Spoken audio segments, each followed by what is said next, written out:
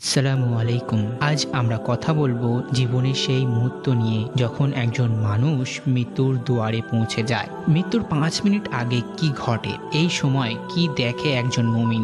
চলুন জেনে নেই রহস্যময় মুহূর্তের কথা। ইসলামের শিক্ষা অনুযায়ী মৃত্যুর ঠিক আগের মুহূর্তে আল্লাহ তাআলা পক্ষ থেকে ফেরেশতা আসেন। তারা মুমিন বান্দাদের জন্য সুসংবাদ নিয়ে আসেন।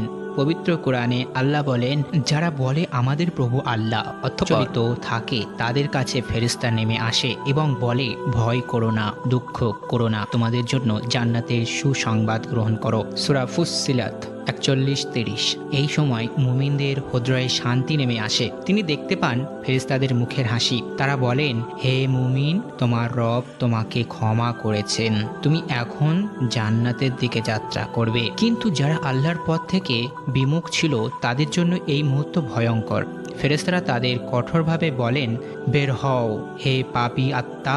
তাদের আত্মা কষ্টের সাথে বের করা হয়। সূরা আনআম 6:93। মৃত্যুর এই মুহূর্তে আমাদের আমলনামা সামনে আসে। আমরা কি করেছি, কি বলেছি, সবকিছুই ফুটে ওঠে। তাই মুমিন বান্দার উচিত প্রতিটি মুহূর্ত আল্লাহর কথা স্মরণ করা, কালেমা পড়া, যাতে শেষ মুহূর্তে তার মুখে থাকে লা ইলাহা ইল্লাল্লাহ মুহাম্মাদুর রাসূলুল্লাহ।